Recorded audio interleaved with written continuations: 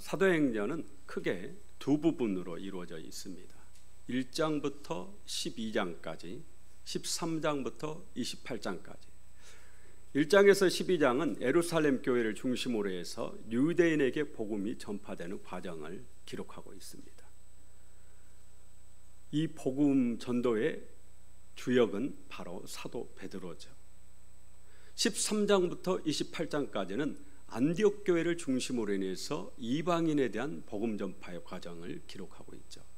이 복음 전파의 주역은 역시 사도 바울입니다. 사도행전 1장 8절 예수님 말씀하신 성령이 너희에게 임하시면 너희가 권능을 받고 예루살렘과 온 유대와 사마리아와 땅끝까지 이르러 내 증인이 되리라. 이 순서로 사도행전을 기록하고 있습니다. 기록하고 있는 것이 아니라 예수님 말씀하신 그 순서로 복음이 전파가 되었다.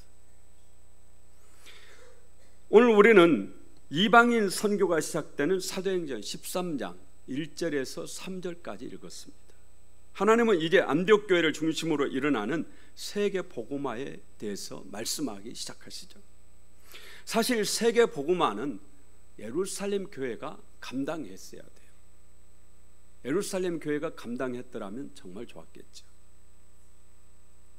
하지만 예루살렘 교회 성도와 지도자들이 유대인이 대부분입니다. 이 유대인들은 오랫동안 율법 아래 살았던 사람들이에요. 율법을 지키며 살았습니다. 예수님을 믿고 나서도 할례와 율법 준수에 대한 그 생각을 버리질 못합니다. 그 사고에서 벗어나질 못해요. 좁은 마음, 편협한 생각, 이러한 것들이 세계로 향하는 그 발목을 꽉 붙잡은 거예요. 그래서 예루살렘 교회가 세계 선교를 감당하지 못했습니다. 결국 하나님의 촛대를 안디옥 교회로 옮기신 거죠. 예루살렘 교회는 AD 70년에 노마의 디도 장군이 예루살렘을 공격해서 함락시킬 때 예루살렘 교회도 사라집니다. 역사 속에서 완전히 사라지고 말죠. 우리가 교회 역사를 보면 하나님의 촛대는 항상 복음을 전파하는 곳에 있으세요. 영국의 복음이 불길이 막 타오를 때 영국은 우리가 잘 아는 해가 지지 않는 나라가 되었습니다. 그런데 영국에서 이 복음의 불길이 사그러들기 시작하니까 이 복음의 불똥이 어디로 튀느냐? 미국으로 튑니다. 미국의 청교도들, 미국에서 복음이 타오르기 시작할 때 지금 미국은 세계 최강대국이 되었죠. 하나님께서 내가 너희에게 능력의 띠를 띄워줄 테니까 복음을 전파라, 이런 뜻이 있는 겁니다. 우리 한국도 복음이 들어와서 이 땅의 역사를 쭉 살펴보면은 한국의 경제가 급성장할 때 교회도 마찬가지로 급성장했습니다. 그래서 사회학자와 종교학자의 견해가 틀립니다. 사회학자들은 경제가 급성장했기 때문에 교회가 급성장했다, 이렇게 말합니다. 그런데 만약에 그랬다면 불교도 급성장해야죠. 그런데 기독교만 급성장을 했죠. 우리 교회에서는 한국 교회가 부흥할 때 한국 경제가 급성장한 것은 하나님이 물질의 복을 엄청 쏟아 부어주셨기 때문이다. 그래서 우리 한국이 엄청나게 많은, 나라의 규모에 비해서는 정말 많은 선교사님들을 파송하고 있습니다. 개인도 마찬가지입니다. 하나님의 역사는 개인에게도 마찬가지로 우리 중 누군가가 복음 전도에 열심을 내고자 한다면 하나님은 그 사람에게 능력의 띠를 띄워주시죠. 한번 해보라라는 거죠. 내가 너에게 힘을 줄 테니까 한번 마음껏 나의 일을 해보라. 하나님이 능력의 띠를 띄워주십니다. 하나님의 관심은 오직 영혼 구원에 있기 때문입니다. 안디옥 교회는 예루살렘 교회를 넘어서 최고의 교회가 되었습니다. 우리가 초대교회로 돌아갑시다 자꾸 그러잖아요. 그런데 초대교회로 돌아가면 예루살렘 교회로 돌아가야 돼요? 안디옥 교회로 돌아가야 돼요? 예루살렘 교회는 어느 한계에 딱 부딪히니까 더 이상 성장하지 않습니다. 왜냐하면 고정관념에 사로잡혀 있고 교인들이 딱 어느 틀을 가지고 있기 때문에 외부에서 들어오는 사람들을 받아들이질 못하는 겁니다. 예루살렘 교회는 성장하지 않으면 교회가 반드시 다툼과 분란이 일어나죠. 그래서 우리가 사도행전 6장을 읽어봐도 교회 분쟁이 생기기 시작합니다. 그래서 우리가 초대교회로 돌아갑시다 그럴 때는 예루살렘 교회가 아니라 어디로 돌아가는 거예요? 안디옥 교회로 돌아가는 겁니다. 우리 교회가 안디옥 교회처럼 그렇게 되어지길 원합니다. 안디옥 교회는 정말 좋은 교회였습니다. 하나님이 쓰시는 교회, 하나님의 마음을 시원케 하는 교회. 안디옥 교회가 이처럼 최고의 교회, 가장 좋은 교회가 될 수 있었던 까닭은 교회 안에 좋은 일꾼들이 있었기 때문이에요. 오늘 읽은 본문 1절에 그 일꾼들을 소개합니다. 1절 함께 읽어봅니다. 안디옥 교회에 선지자들과 교사들이 있으니 곧 바나바와 느게르라 하는 시몬과 구레네 사람 누기오와 분봉왕 헤롯의 젖동생 마나인과 및 사울이라. 아멘. 누가 그러대요? 우리 우남신안교회가 교인의 구성원이 정말 좋다, 붕의 소질을 엄청 가지고 있는 교회다. 어느 목사님 저한테 그러시더라고요. 우리 교회 와서 예배를 드리시고 가시면서 저한테 그런 말씀하셨어요. 그런데 안디옥 교회는 부흥이 안 될래 안 될 수가 없는 그런 모든 조건을 가지고 있는 정말 최고의 교회였습니다. 특히 일꾼들. 사도 바울은 고린도전서 12장 28절에 교회 직분 중 크게 셋을 말합니다. 하나님의 교회 중에 몇을 세우셨으니 첫째는 사도요, 둘째는 선지자요, 셋째는 교사요, 그 다음은 능력 행하는 자요. 첫째는 사도요, 둘째는 선지자요, 셋째는 교사요. 안디옥 교회는 사도는 없습니다. 사도행전에 바나바와 바울을 사도라고 이렇게 하는 부분도 있지만, 그러나 엄밀히 말해서 사도는 예수님의 12 제자가 사도고, 안디옥 교회에는 사도는 없죠. 대신에 선지자와 교사가 있습니다. 헬라어 원어를 참고로 해서 볼 때 바나바와, 오늘 본문에 나온 일꾼 중에 바나바와 시몬과 누기오는 선지자입니다. 마나인과 사울은 교사예요. 선지자는 예언자라고도 그러죠. 교사는 가르치는 사람이죠. 바나바는 여러분도 잘 아시는 분이에요. 바나바는 구브로 섬에 사는, 이스라엘 땅에 살지 않고 외국에 살았습니다. 구브로라는 섬에 살았어요. 그런데 유대인들은 반드시 외국에 살아도 1년에 3번은 예루살렘 성전으로 와야죠. 유월절, 오순절, 장막절. 이 바나바가 오순절에 예루살렘에 왔다가 복음을 접한 겁니다. 예수님을 믿고 구브로로 돌아가지 않고 예루살렘에 정착을 한 겁니다.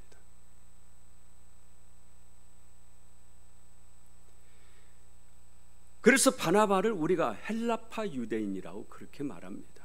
이런 사람을 헬라파 유대인이라고 그러죠. 예루살렘 교회는 본토 백인 히브리파 유대인과 이렇게 바나바처럼 외국에 살다가 예루살렘에 와서 복음 듣고 떠나지 않고 교회에 정착한 헬라파 유대인, 이렇게 있었어요. 바나바는 귀족입니다. 아주 큰 부자였죠. 여러분 아시는 마가복음을 기록한 마가가 바나바의 외조카잖아요. 바나바는 마가의 어머니와 형제지간이죠. 마가네 역시 상당히 큰 부잣집이다라는 것을 우리가 성경을 통해 마가의 다락방만 생각하면 알 수 있죠. 마가의 다락방이라는 것은 우리가 생각하는 다락방이 아니고 2층 집입니다. 마가네 집이 적어도 집이 2층 집인데 2층이 적어도 120명이 들어가는 아주 큰 공간을 가지고 있었죠. 마가네 집은 감람산 기슭 겟세마네 동산 옆에가 있었습니다. 마가복음 읽어보면 우리가 그런 사실을 알 수가 있어요. 바나바는 자신의 밭을 팔아서 예루살렘 교회에 거액의 헌금을 하기도 했습니다. 성품이 따뜻하고 부자인데도 겸손했어요.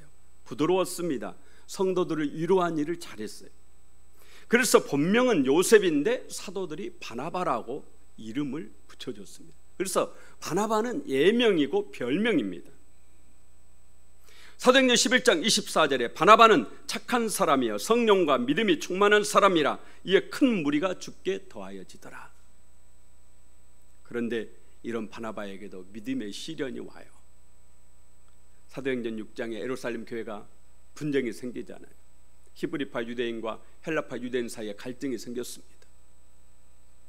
헬라파 유대인 쪽의 과부들이 매일의 구제에서 매일매일 도와주는 이 구제에서 빠지니까 헬라파 유대인들, 이 교인들이 항의를 한 겁니다. 교회에서. 사도들이 전부 히브리파 유대인이죠. 교회 지도자가 히브리파 유대인이잖아요. 항의를 한 거죠. 그러니까 사도들이 그러면 우리가 하나님의 말씀 전하는 것과 기도하는 것을 놔두고 구제하는 것에 전념하는 것이 옳지 않다고 생각합니다. 그러니 교인들에게 그런 겁니다. 여러분들이 7사람을 추천을 하십시오. 그러면 그들에게 그 일을 맡기고 우리는 말씀 전하는 것과 기도하는 것에 전념하겠습니다. 그래서 세워진 일꾼이 예루살렘 교회 7집사입니다. 그런데 놀랍게도 그들은 모두 다 헬라파 유대인이죠. 한데 가장 유력한 후보자인 바나바가 거기에 빠진 겁니다. 분명히 아마 본인도 될 줄 알았을 겁니다. 교회 일을 사모하는 사람이니까요. 열심히 하고자 했던 사람이니까 얼마나 서운했겠어요. 누가 봐도 시험들만 합니다. 그런데 바나바는 그릇이 컸습니다. 성경 어디에도 이 일로 바나바가 시험 들었다 이런 말이 없습니다. 바나바는 겸손히 교회의 결정을 받아들였습니다. 그렇게 묵묵하게 자신의 일을 계속적으로 변함없이 충성하고 있는데 어느 날 멀리 안디옥에서 대부흥의 소식이 들려온 겁니다. 안디옥에서 수많은 사람들이 예수를 믿기 시작했다라는 겁니다. 사도들이 누구를 보낼까? 그 안디옥에 교회를 세우고 그 안디옥을 든든하게 성장시키려면 누가 가야 될까? 회의를 한 결과 바나바를 보내기로 결정을 한 겁니다. 그래서 바나바가 안디옥 교회 담임 목사로 파송을 받는 거죠. 안디옥의 대부흥이 그렇게 시작되는 겁니다. 안디옥에 와서 바나바가 사역을 하는데 얼마나 잘하는지, 그렇잖아도 부흥하는데 그나마 바나바가 정말 목회를 잘하기 때문에 엄청나게 성도들이 몰려오기 시작합니다. 더 이상 혼자는 감당할 수가 없어요. 교회가 커지면 우리가 부목사님도 두고 또 2명, 3명, 여러 명을 두게 되잖아요.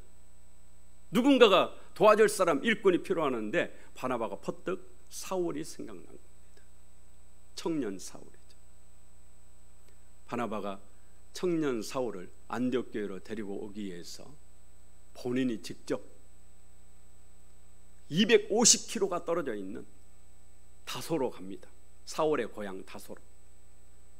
그것도 해발 2000m가 되는 그 아마노스라는 산맥을 넘어서 가는 겁니다.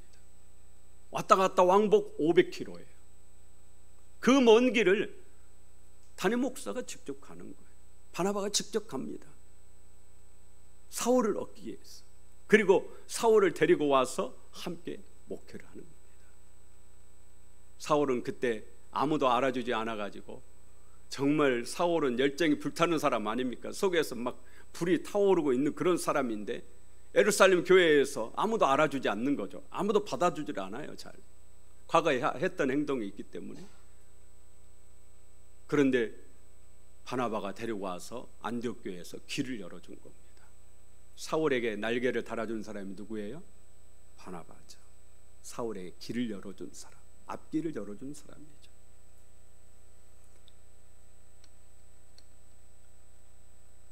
사람을 키워줄 줄 아는 사람, 우리 교회가 정말로 필요라는 사람입니다.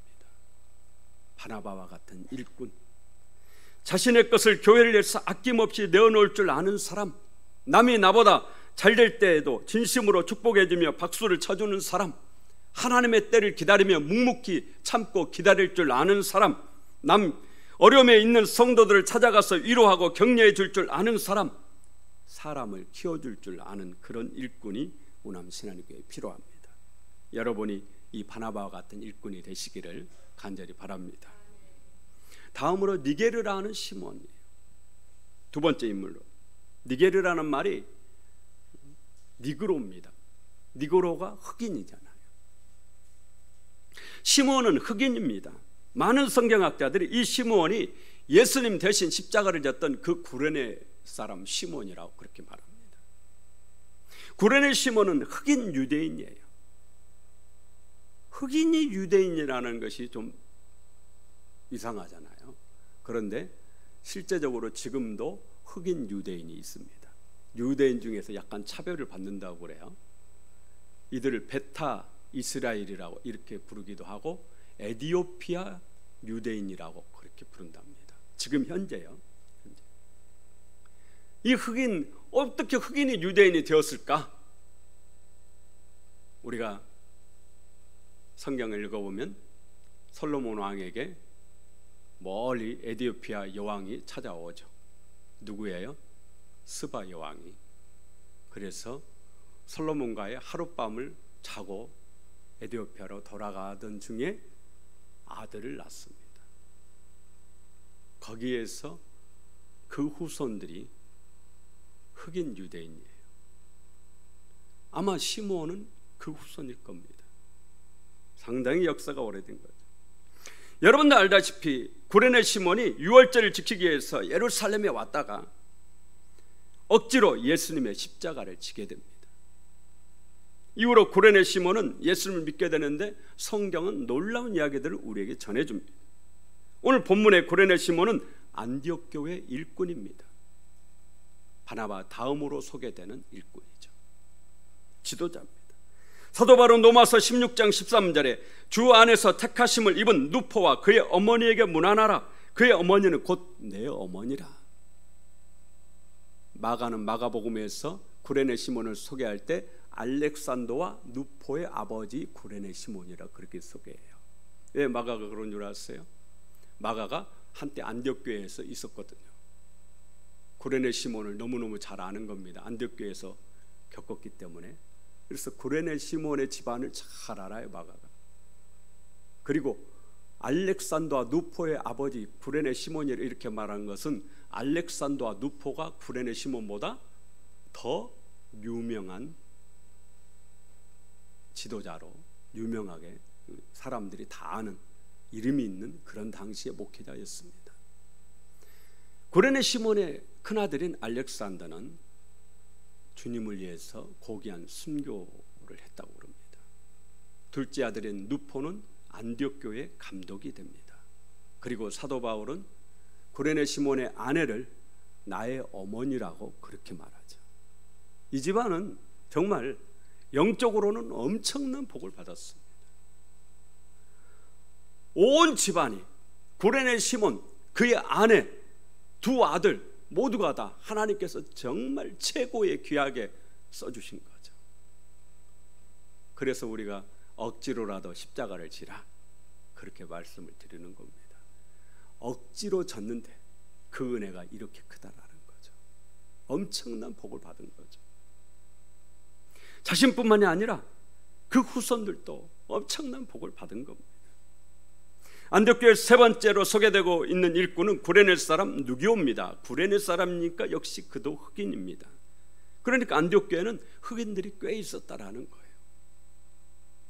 이 누기오가 누군지 별로 잘 알려진 것이 없습니다. 다만 그가 안디옥에 와서 복음을 전한 최초의 사람 중에 하나로 그렇게 알려져 있습니다. 그 다음 누굽니까? 1절 함께 읽어봅니다. 안디옥교회 선지자들과 교사들이 있으니 곧 바나바와 니게르라는 시몬과 구레네 사람 누기오와 분봉왕 헤롯의 젖동생 마나엔과 및 사울이라.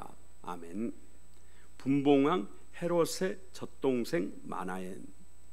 젖동생이라는 것은 같은 젖을 먹고 자란 동생, 그런 뜻이죠. 헤롯 안티파스의 동생입니다. 왕족이죠. 귀족입니다. 그런데 이런 사람이 예수님을 믿고 왕궁을 떠나서 안디옥 교회에 와서 복음에 헌신하고 있는 겁니다. 마치 왕자였던 모세가 이스라엘 민족의 지도자가 된 것처럼 헤롯의 젖동생 마나엔도 그러한 길을 선택을 한 겁니다. 예수 없이 세상 부귀영화에 살기보다는 예수님과 함께 고난의 길, 십자가의 길을 걷기로 선택을 한 겁니다. 사도행전 25장을 읽어보면 바울 사도는 당시 총독인 벨리스 총독과 그의 부인 두루실라에게 복음을 전합니다. 그런데 이 두루실라가 누구냐? 사도 요한을 죽인 헤롯 아그리파 1세의 딸이 두루실라예요. 두루실라의 증조 할아버지가 헤롯 대왕인데 아기 예수를 죽이기 위해서 베들레헴 지경 내에 있는 2살 아래의 사내 아이를 다 죽인 아주 잔인한 사람이에요. 이 드루실라 고모가 세례 요한을 죽이는 데 앞장섰던 헤로디아입니다. 좌우지간 이 두루실라와 이 헤롯 가문은 예수님과 복음과는 철천지 온수지간이에요. 그런데 하나님은 당시 최고의 전도자인 사도 바울을 보내서 이 헤롯 가문에 복음을 증거하게 합니다. 헤롯 아그리파, 버니게, 두루실라, 이 헤롯의 자손들이 사도 바울을 통해서 복음을 듣게 돼요. 그 배후가 있습니다. 하나님이 그렇게 하신 까닭이 있어요. 누구의 기도 때문이겠어요? 헤롯의 젖동생 이 마나엔. 이 마나엔이 예수 믿고 교회를 핍박하는 자신의 가족들을 위해서, 형제들을 위해서 얼마나 눈물로 기도했겠습니까?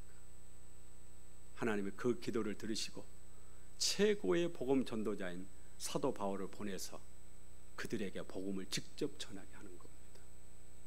이게 바로 기도의 능력이죠. 하나님은 우리의 기도를 들으신 줄로 믿습니다. 이게 바로 기도의 능력이에요. 여러분 가족을 위해서 얼마만큼 기도하고 있습니까? 마나엔이 눈물로 기도하는 그 기도로 하나님이 사도 바울을 직접 보내시는 거죠. 최고의 전도자를.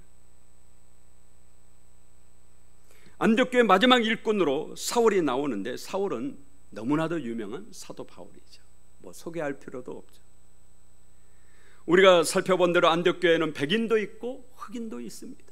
그러니까 인종차별이 없는 교회예요. 부자도 있고 가난한 사람도 있습니다.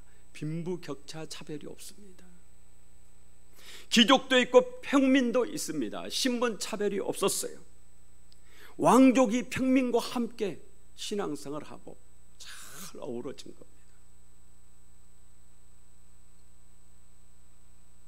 배운 사람과 못 배운 사람이 함께 했습니다. 우리 교회가 이렇게 되어지길 원합니다. 서울의 어느 교회는 교회를 중심으로 해서 달동네하고 아래는 부자 동네, 위에는 달동네 그런다대요. 그러다 보니까 교인이 자연스럽게 아주 가난한 빈곤층하고 정말 귀부인들, 부자인 이렇게 교인이 형성이 딱 되었대요. 근데 교회가 예배가 딱 끝나면은 부자는 부자들끼리, 가난한 사람은 가난한 사람들끼리 그렇게 모여 교회가 그렇게 둘로 갈라져 있다라는. 안디옥 교회는 그렇지 않았습니다. 왕족이 있어요. 왕궁에서 살았던 왕족이 있습니다. 그런데도 저기 시골에서 올라온 구레네 시몬과 같이 사역을 하는 겁니다. 하나가 되었어. 조금도 왕족이라 해서 거드름 피우는 게 없습니다. 엄청난 부를 가지고 있는 사람이 있어요. 그렇지만 가난한 그 누구도 차별받지 않았어요. 우리 교회가 그렇게 되어지길 원합니다. 여러분이 서로가 서로를 그렇게 하셔야 돼요. 겸손했다라는 거죠. 겸손하기 때문에 가능한 겁니다. 하지만 안디옥 교회는 구별은 있지만, 차별은 없지만 구별은 있습니다. 질서가 있어요. 질서가. 우리가 보면 가장 먼저 바나바가 기록되고 가장 나중에 사울이 기록되고 있습니다. 사울은 청년이죠. 바나바는 안디옥 교회 담임 목사격이에요. 나이 순서대로, 이 교회의 영향력 순서대로 그렇게 기록을 했습니다. 교회가 좋은 교회가 되어야 되는 것은 차별은 없어져야 되지만 반드시 질서는 있어야 됩니다. 그래야 좋은 교회가 되는 겁니다. 질서가 무너지면 좋은 교회가 될 수가 없어요. 2절 함께 읽어봅니다. 주를 섬겨 금식할 때 성령이 이르시되 내가 불러시키는 일을 위하여 바나바와 사울을 따로 세우라 하시니, 주를 섬겨 금식할 때, 섬겨 원문을 보면요, 예배할 때 그렇게 되어 있어요. 섬기다, 예배를 말합니다. 주를 섬겨 금식할 때, 이 말은 예배를 위해서 금식할 때 그런 얘기예요. 대단한 겁니다. 무슨 소원을 두고 무슨 목적을 두고 금식한 것이 아니고 예배를 위해서 금식한 거예요. 예배를 위해서. 혼자가 아니라 지도자들이, 안독교회 성도들이 예배를 위해서 금식합니다. 오늘 우리 한국교회 안타까운 현실은, 저도 그거 무너지지 않으려고 참 노력을 많이 하고 있는 것 중에 하나인데요, 우리가 평소 새벽에는 그래도 꽤 많이 오시는데 주일 새벽에는 한 4분의 1, 5분의 1밖에 안 나왔어요. 그런데 저는 오늘 새벽에도 제가 그런 생각 해봤거든요. 우리가 하나님께 복을 받으려면 예배에 성공을 해야 되는데, 예배에 성공을 하려면 반드시 뭐가 필요해요? 기도가 필요하잖아요. 그러니까 어찌 보면 정말 중요한 것은 주일날 새벽에 나오셔서 기도하는 것인데, 우리는 오히려 오늘 예배에 있으니까 오늘 새벽은 쉬어야 되겠다. 지금 우리 한국교회가 많이 그러고 있습니다. 주일날 새벽 기도 안 하는 교회들이 많죠. 그러나 제가 생각할 때는 다른 날은 좀 쉬더라도 주일날은 해야 된다라는 거예요. 왜냐? 예배에 성공하려면 결국 뭐가 뒷받침이 되어져야 돼요? 금식은 못할지라도 기도가 뒷받침이 돼야죠. 그런데 안디옥교회는 예배를 위해서 금식하며 기도했다라는 겁니다. 그러니 이 교회가 얼마나 좋은 교회입니까? 그렇게 금식할 때 성령님이 바나바와 사울을 따로 세우라, 그렇게 말해요. 따로 세우라, 이 말씀은 구별해 세우라, 이 말씀을 좀 더 깊이 들여다보면요, 유대인에게 복음을 전했던 베드로와 구별해서 따로 세우라. 이들은, 베드로가 유대인에게 복음을 전했다면 이들은 누구에게 복음을 전하는? 이방인에게 복음을 전하는 사람이 된다라는 거죠. 그렇게 따로 세우라. 두 번째는 안디옥 교회 목회자로부터 구별해서 따로 세우라. 따로. 이제 이들은 더 이상 안디옥 교회 목사가 아니다. 이들은 내가 세계를 향해서 파송하는 선교사로 파송할 것이다라는 거죠. 그런 따로를 말합니다. 여러분, 따로 세움을 받으면 옛날과 똑같으면 안 되겠죠. 그러잖아요. 뭔가 달라져야 돼요. 오늘날 교회에서 목사를 세울 때 따로 세우는 겁니다. 그러면 목사는 적어도 교인과 뭔가 다른 삶을 살라고 세워지는 거죠. 장로님을 세울 때 따로 구별해서 세우잖아요. 그러면 이 장로님이 옛날 집사 때하고 똑같이 행동하면 되겠어요, 안 되겠어요? 구별해서 따로 뭔가 다른 삶, 장로로서의 해야 될 일을 하라고 따로 세우시는 거예요. 그런데 장로가 되어가지고도 옛날 집사처럼 똑같이 한다면 이거는 하나님 뜻과 어긋나는 거죠. 오늘 목사도 마찬가지 아닙니까? 목사가 되어가지고 옛날 목사 되기 이전처럼 그렇게 산다면 하나님께서 따로 세운 것이 그 목적이 사라지는 거죠. 오늘 성령께서 바나바와 사울을 따로 세우라, 그렇게 말씀해요. 이방인의 선교사로 쓰시겠다라는 거예요. 안디옥교회는 이 성령님의 명령에 순종합니다. 바나바와 사울을 따로 세우고 그 다음에 보니까 또 금식하면서 기도한 후에 두 사람에게 모여서 안수해서 선교사로 파송을 합니다. 그렇게 위대한 선교의 시대가 열리는 겁니다. 저는 우리 우남신앙교회가 안디옥교회처럼 되기를 원합니다. 안디옥교회처럼 좋은 일꾼이 많은 복된 교회가 되길 원합니다.